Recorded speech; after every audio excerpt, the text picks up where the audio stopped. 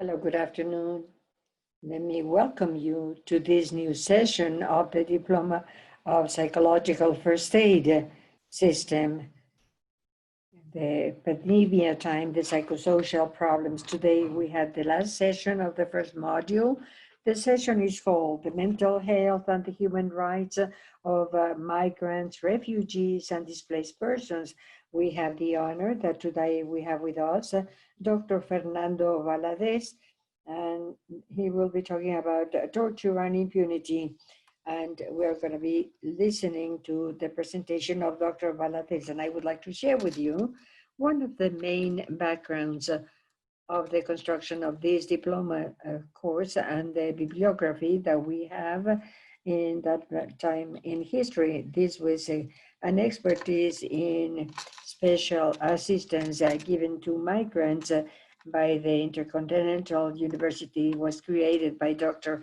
Valadez, and it's one of the first referral points for the construction of this study. Thank you, Doctor, and thank you for the vision of being pioneer of that time in history of this course. So we're ready to go. Thank you very much.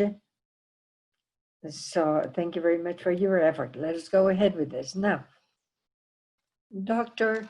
Fernando de la Vez, he's an expert in teaching and training in migration topics, human groups, mental health, torture, addictions, alcoholism, theater, creativity, psychodrama, and institutional work. He's a doctor, graduated from the National Autonomous University of Mexico, and he's a psychiatrist. He was trained in the Central American Hospital, and he's a part of the group and associations by the Mexican Association of Psychotherapy, Group Analytics. He has made courses and updating in mental health in the country, in the United States, in Europe, in the Middle East, and Africa.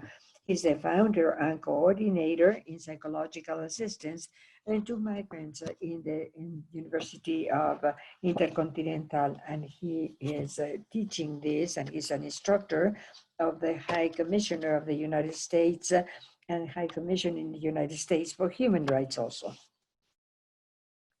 He is co-author and author of several publications, professor of AMPAC, psychotherapist, an expert in the Collective Against Torture and Impunity, former consultant, international consultant of their rehabilitation consular victims with seat in Copenhagen, Denmark, coordinated by Mexico and financed by the European Union. He participated in the process in Guatemala. He had a key team of mental health, and the techniques and methods were used, and they are mentioned in the topic that you're going to be seeing.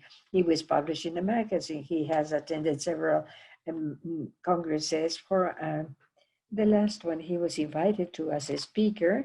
It was the Liberal Promise or the Back to Realization, organized by the CCPI and the IRCT, carried out in Mexico City in 2006. He participated in several radio programs and TV programs. And once again, thank you very much, Doctor, for having joined us today and taking the time and giving us the opportunity to share with you your large experience and expertise that you have on this topic. So please go ahead, Doctor.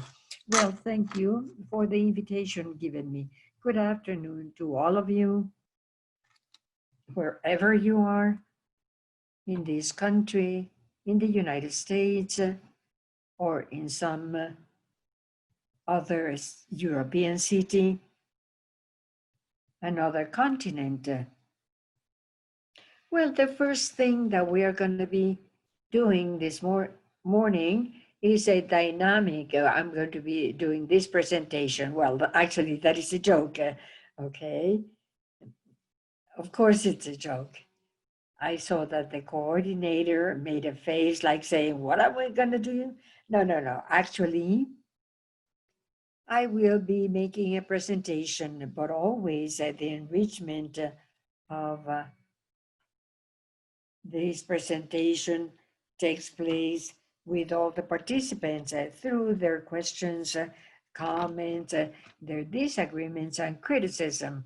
I am totally open to all your participations and interventions. They will be synthesized and coordinated by the coordinator. Well,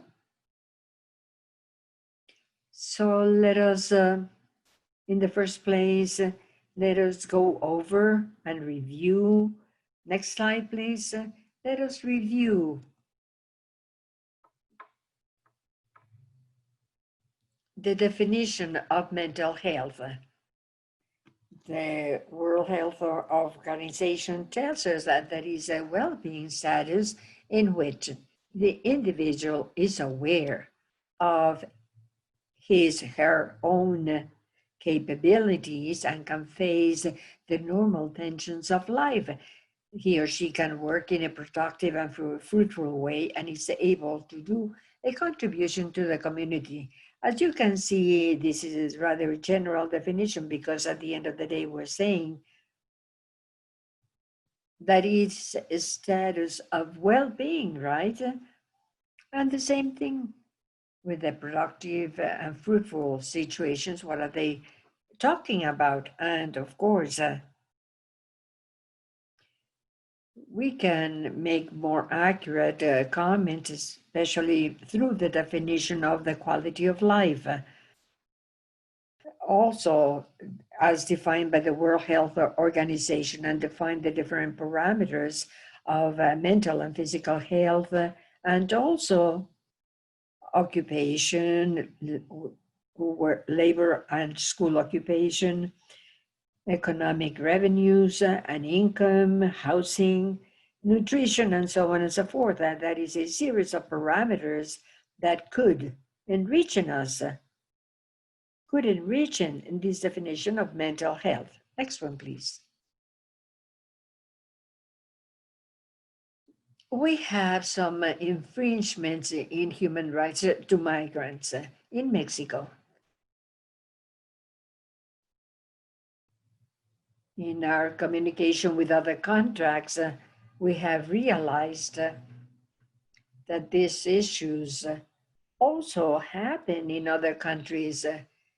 You will be telling me, let's say, those of you that are connected from the United States or from Europe or any other continent or country, if also in your own countries you have this violation to human rights of migrants. In Mexico, we have the restrictions on traffic, liberty, the right to non-discrimination, of course, that this is infringed. Protection of family unit, we have the separation of families, and even oftentimes of minors. Human dignity. Oh, okay, we're going to be seeing that in one of the investigations that we made in the college against torture and impunity. There are cruel, inhuman, and degrading treatment that attacks a human dignity. Not to be criminalized. Well, this also happens in our country, and therefore, not only in Mexico, but also in the United States, this is a criminal action. Migrants are considered to be criminals. They say that they are violating the law, they are drug traffickers, or that they engage in people treatment, people traffic. Even the President of the United States has said so. And the objective of this is the criminalization of migrants, sometimes even refugees, and also those that are internally displaced. Worthy housing, this is also a violation to this right, given the fact that the detention centers are truly jails. And therefore, this is a violation not only of human rights, but also Mexican law and international law. And of course, One of the rights and a severe violation to human rights is precisely torture or to receive this cruel, inhuman, and degrading treatment. The other issue that also happens in our country is that oftentimes migrants are detained close to the shelters in the country. There are many shelters that take in migrants, but unfortunately, oftentimes the police or the army or the migration agents invade even these shelters, the protection shelters, and they stop and they detain migrants, and therefore they are violating clearly our constitution, also health, mental and physical health. Here, there is practically no attention to migrants by the government exclusively. This happens because of the activists of human rights in favor of migrants and those that are internally displaced also, and in favor of refugees. And sometimes the refugees, when they obtain a permit to stay in the country, there are greater possibilities of having mental health care. Nevertheless, it's the shelters and the national, international organizations, and also Doctors Without Borders and others that pay attention to them aside from the national care. Next one, please. Well, actually, we have made an investigation in several shelters in the Mexican Republic in order to document testimonies from migrants of the possibility of having been tortured or mistreated in these migration stations, which are actually detention centers, actually jails. And they are not constitutional because they are infringing Mexican law. So we started to collect testimonies from migrants that had faced this kind of situations. We visited 8 shelters, basically in the southern part, southeastern part of the Mexican Republic, and also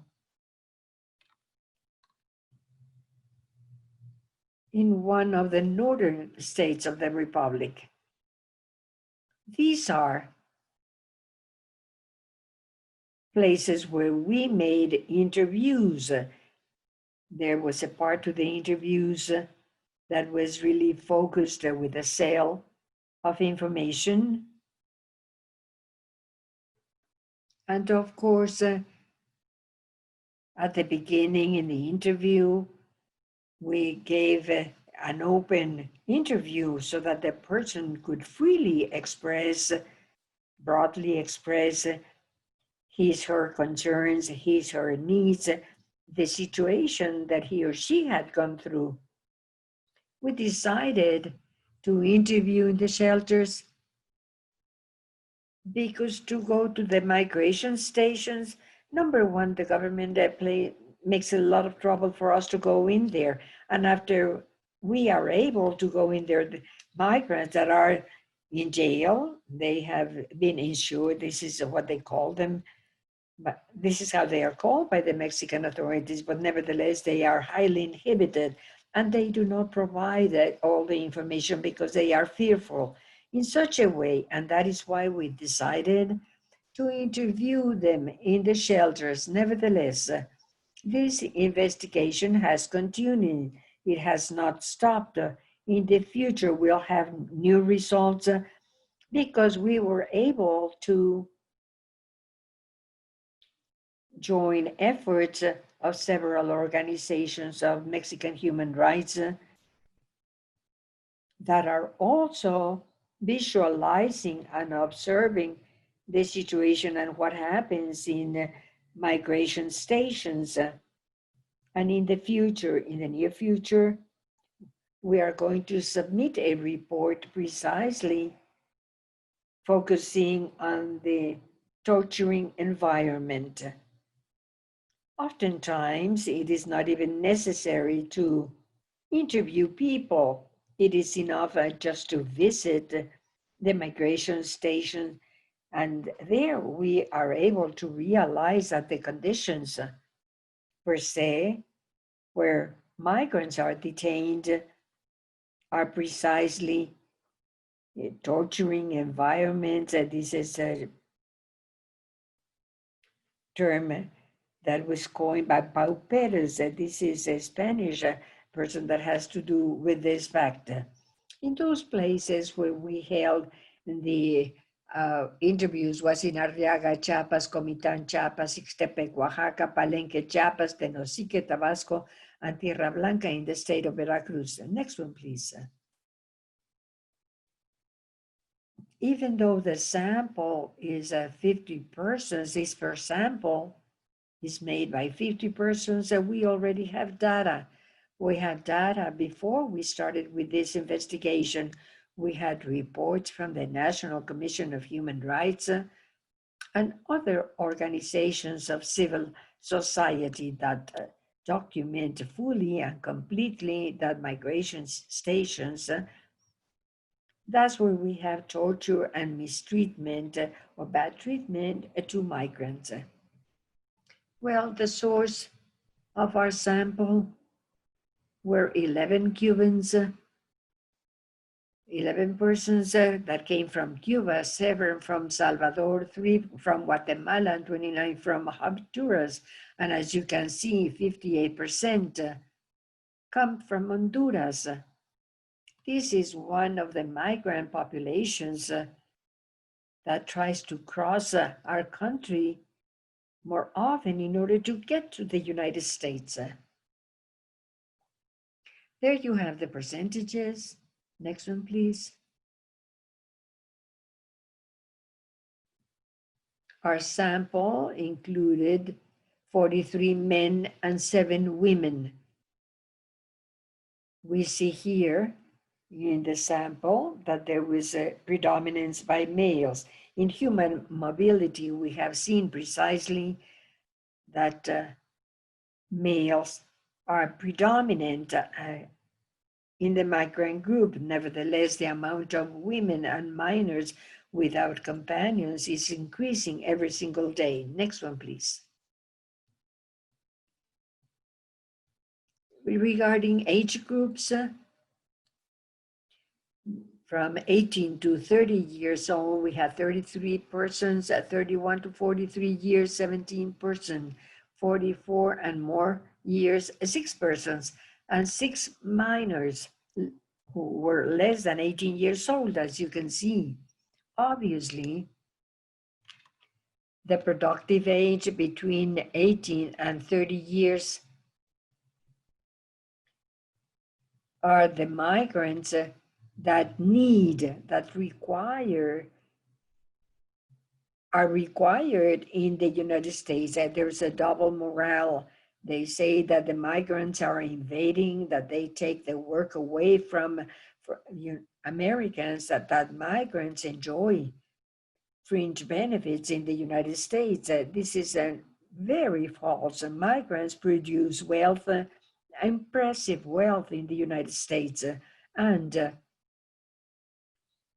they send remittances, in the case of Mexicans, of close to $25 billion. So this will tell you how much it is produced in the United States. So therefore, this represents the need of a population that is decreasing little by little, such as the American population, and much more the European population. And there's this need of cheaper labor than the one provided by those born in the United States. Next one, please. The civil status: married 8 persons, single 24, and in free union 15. Without data 3. You can see here that approximately single, either married or in free union, you see that we have 23 in the case of single and free union, we have 48. And here we have the civil status. In Mexico City, for example, we know that married people and those that are living in a free union have exactly the same rights and the same preparation. They have all the rights, for example, in the case of minors, of children, in the case of there has to be alimony has to be paid to the woman, to the mother in Mexico City. Let me tell you, they have the same rights and obligations in other countries. Perhaps this is not the same. Next one, please. There you have the percentages.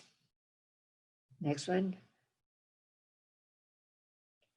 Here you see the occupation. Predominant is construction workers. We know that many migrants, undocumented migrants in the United States work in construction. And that they really grow very impressively. This is very important in terms of mental health. Under pressure of being in a different country, of not having documents, of being in this anxiety or anguish, of being able to be stopped, detained, both in Mexico as well as in the United States,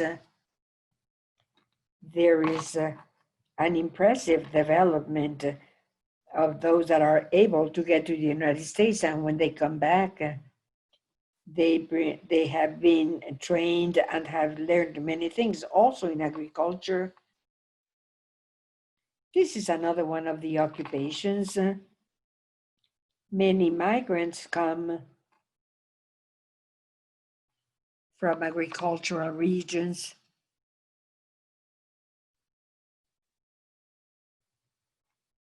And a percentage of them are Indian drivers, another one of the occupations, then housewives. Basically, this is carried out by women, trades, men and women, merchants, students, technicians, a smaller proportion, cooks, accountants, and mechanics. Mexican food, for example, in the United States has been highly valued in more recent times. I remember that the first time when you wanted to eat Mexican food, they gave you a toast with fried eggs and ketchup. And for them, that was Mexican food. Currently, in many states of the United States, there is first class food, Mexican food. There are even chefs that are Mexican and work in deluxe restaurants. We still have also a variety, a smaller amount of people in other occupations, in other jobs. Next one, please.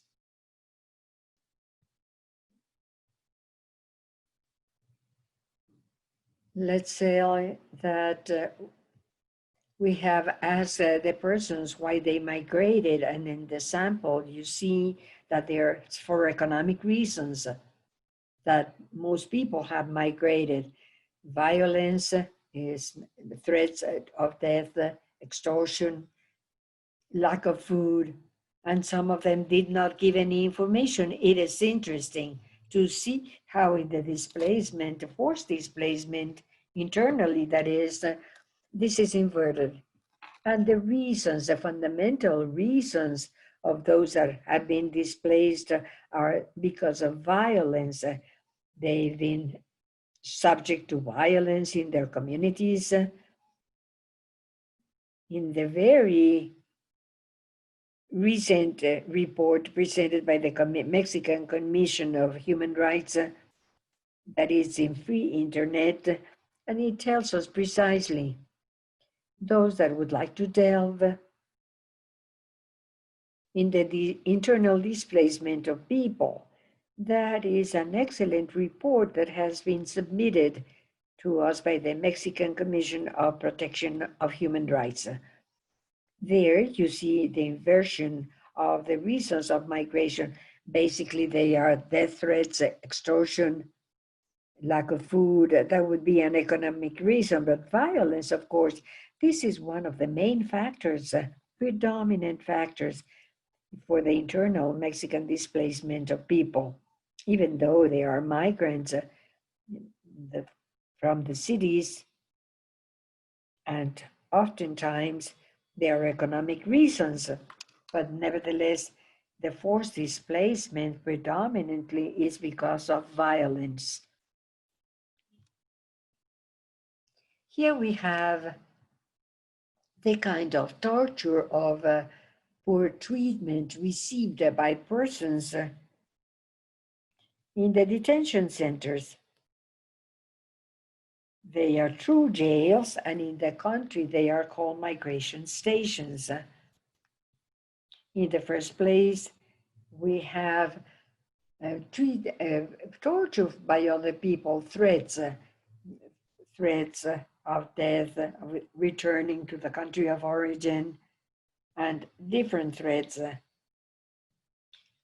Negation of liberty. There's a conglomeration of people in these detaining stations. There's lack of privacy in thinking about the daily life or the daily cleaning, verbal abuse. There's mistreatment, of course.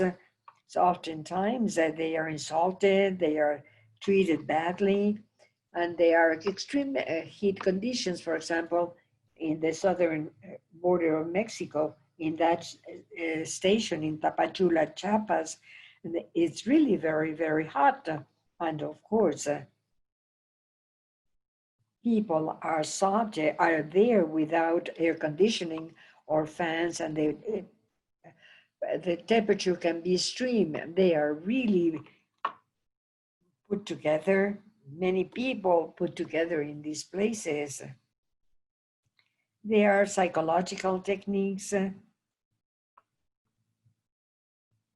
It's not only the threats, but pressure, psychological pressure, emotional pressure, in such a way that there's pressure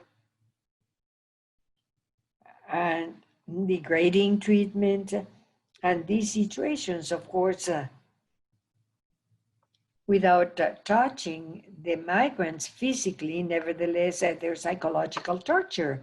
Humiliation also, this is another one of the elements that we can find there, and we can see 15% irregular or bad food, spoiled food. This is another one of the reasons of mistreatment, beatings. Physical aggression has decreased precisely because the human rights organizations are watching this more frequently. And when there's a physical traces, it is easier to document torture and mistreatment. Therefore, they have tended to go more to psychological mistreatment, psychological problems, medical attention nil or deficient. When there are problems, mental and physical problems, differentiated food, and there we find the discrimination that we can find in these stations. Sometimes they are migrants, white-skinned migrants, and oftentimes they are better treated than people with dark skin that are either brown or black skin. And therefore, there's racial discrimination right then and there. Isolation is also used, just like in any jail. Extortion, money is requested in order to get favors. There's sexual abuse, the theft of property, electrical discharges even, and we had cases of pregnant women that were expelled from this place without money, without documents, in such a way that we also consider this to be a violation of human rights. 49% obviously were undocumented migrants. There was only one refugee, a permanent resident, let's say, and that's a very low percentage because with regard to refugees, being accepted as a refugee, this is given after a horrible bureaucratic process, and the intention is to really give very few authorizations to people and consider them to be refugees.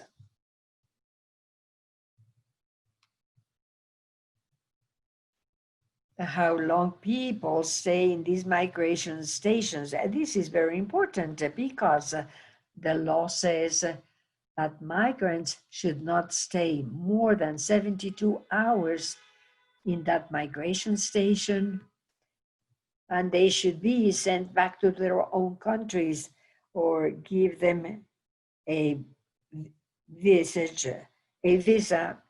to cover that they are refugees. Nevertheless, we find that only 6 persons were less than 72 hours in those shelters. According to the law, more than 72 hours, 20 people, they're from 5 to 30 days, 14 persons, from 31 to 52 days, 8 people, and from 3 months, 3 months and a half, 2 persons. As you can see here, there is a flagrant violation of Mexican law because people should not stay in these detention centers, and torture and mistreatment centers should not stay in those jails more than 72 hours. But nevertheless, as you can see, people stay in there for longer periods of time. Before going to this part, I wanted to present to you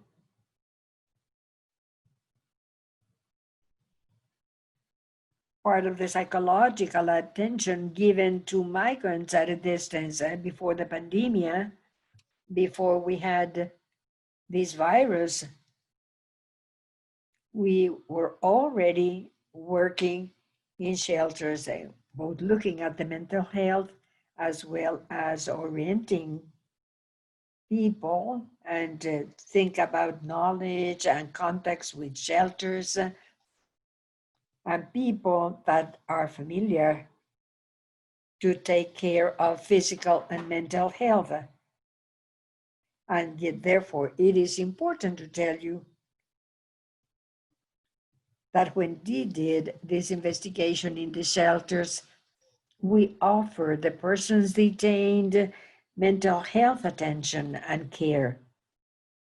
They were very short. These attention centers, we told the people where they would find the shelters on their path to the United States, in what places they could go to or they could call if they were detained or they met something or something happened today on the road. And therefore, we provided this kind of service that had to do with the mental health. And the first thing that was done in the so-called microtherapies or a single session therapy is to tell them what was happening to them emotionally. The migrant goes through 2 basic emotions, namely sadness and pain, because they left their family, their friends, and the cultural context behind them.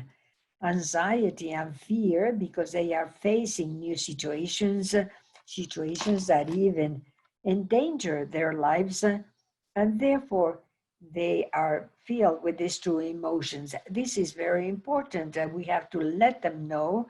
We have to give them practical advice, first aid, psychological aid for them to know with simple exercises without having to have an expert by their side so that they are able to reduce the elements of the pressure, of sadness, of nostalgic and melancholic feelings, and the feelings of anxiety and fear.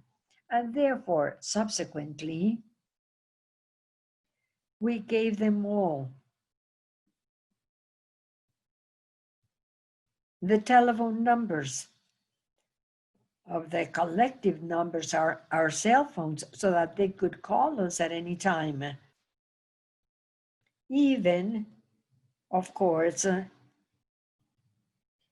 our page, our networks, in such a way that they could also request care, attention through a call or any other internet path or way. I also want to add precisely that at present, the situation has become worse with regard to the violation of human rights of migrants because of the pandemic. Since last year,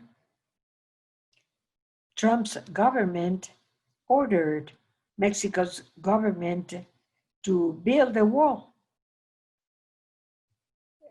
with the National Guard in the southern part of the country.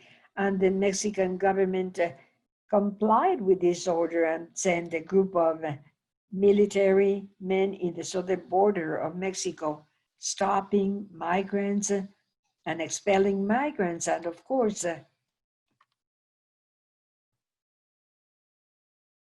torture, cruel and degrading treatment of migrants was seen in those areas. And also the Mexican law was violated because the soldiers should not be entrusted with this work. That's why we have migrant workers, and they should not be doing that to migrants. And therefore, because of the pandemic, within the stations, we have found cases, there have been problems in order to take care of them. Oftentimes, in their country of origin, did not accept the people that had suffered or were suffering from COVID-19 in such a way that this has become a worse problem. Also, with regard to mental health, this has worsened also because the pandemic has impacted all of these species. Every single person, every single inhabitant in this planet, we've been affected emotionally because we are able to be infected and we can lose our dear ones, and therefore death is around us. For those of you, if you think about the apocalyptic horsemen, and this is one of them that is around us, that is death. So emotionally, we have been mobilized. If we add this to the migration condition that is so difficult in order to cross our country, obviously, we have many cases where attention is required. In the case of those internally displaced, the problem has become more severe, emotionally speaking, because as I said previously, we have all been affected by the pandemic, emotionally speaking, and also the persons that are forced by violence in their countries to move out, they are facing very serious problems in the labor, in the economic arena, and also in the housing area. And for those, as I said, that would like to delve on this subject of the internally displaced persons, a wonderful report has been submitted by a sister organization, that is the Mexican Commission for the Promotion of and Defense of Human Rights. This is in internet, you can find it there. See, this is a very broad report. It is very important for those that are interested in the people that are internally displaced. In this slide, we can see the condition that we had for migrants' psychological attention at a distance. This tells us how they had to be registered. And we reported who we are. And right then and there, we told about migration, psychological situations. And therefore, this was a site, a public site. And it offered, promoted through solidarity organizations, both of Mexico and other countries. We had populations from the United States, from Mexico, and also at the time, we only took care of Spanish-speaking people.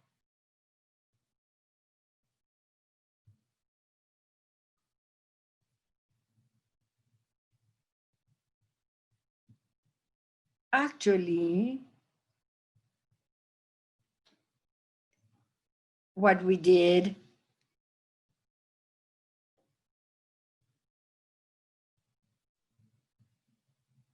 we gave brief psychotherapy. Oftentimes, there was only one session, and we offered brief psychotherapy of 6 sessions through this site, in internet, and we gave a brief explanation there of what were, or what was it, this brief psychotherapy. And we informed the people that our services were free of charge. And this was something attractive for all the people that needed this assistance. And of course, this was focused on migrants and people that were refugees. Internally displaced persons, well, they have other organizations that can really give attention and care to internal displaced people, such as Universal Doctors and other Mexican organizations that provide this service to Mexican and locally displaced persons. This is the registration form that we had, and if somebody did not want to sign this, wanted to be anonymous, the person had the right to get attention, but it was a more limited attention. Next one, please.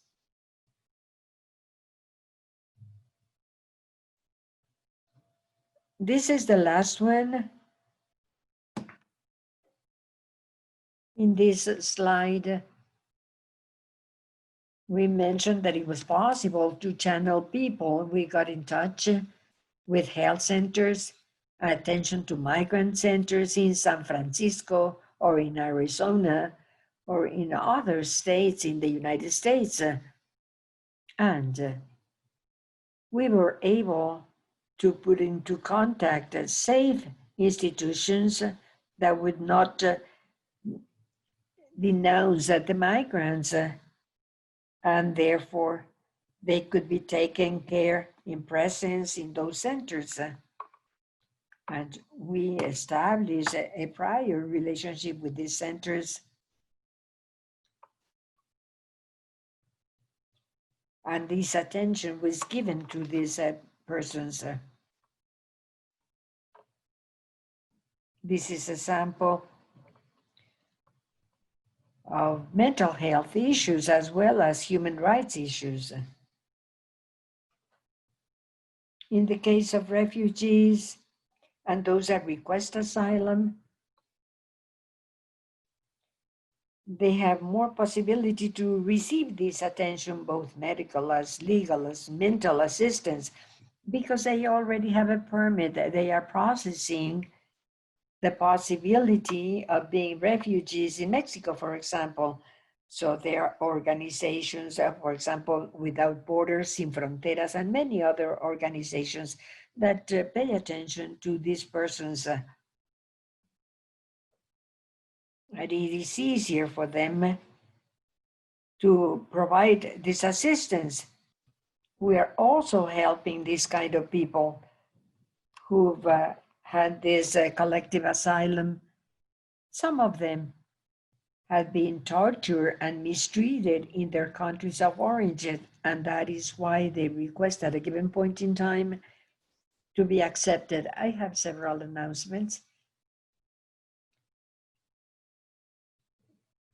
I'm going to take these for last minutes because I will, the public will live here. Number one, a while ago, I share a link regarding the list of the people that went to do this diploma course and the people that would give direct attention to migrants. In this link, you will be able to find each one of the internet page and information of the contacts.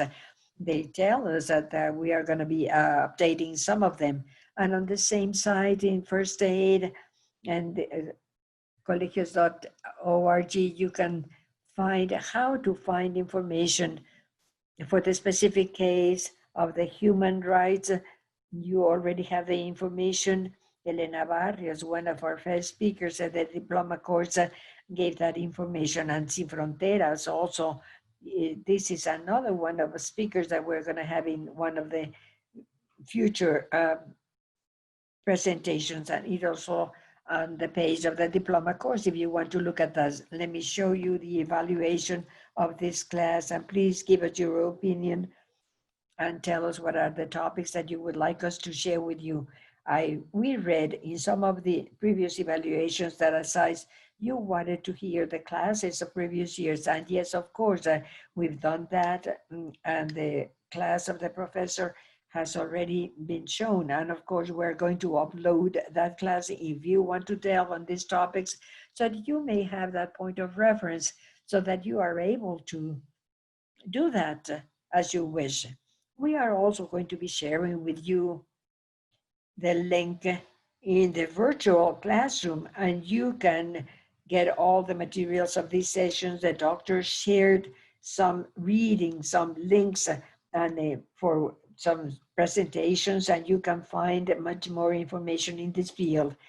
The only thing is that you have to use your username and your password, so that you really check out that you are part of the diploma course.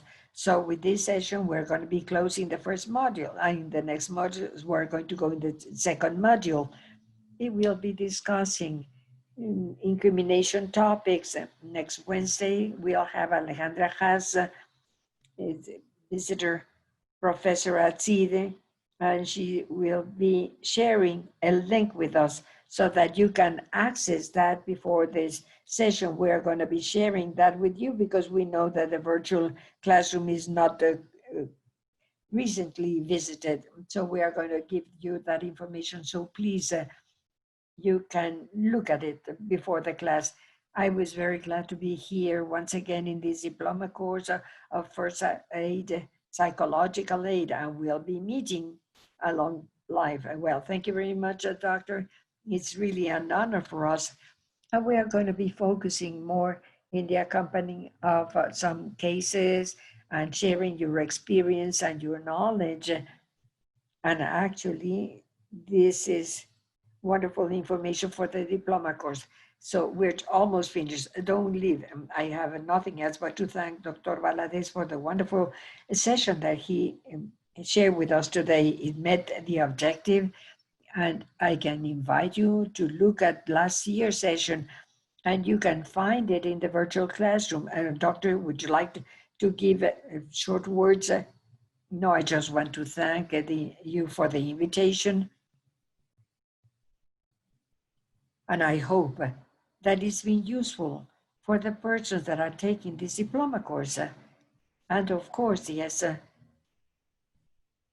we have the possibility, as I said, of answering the questions that have not yet been answered. But also, we have our website and you have the data there, and we are willing also to be of help.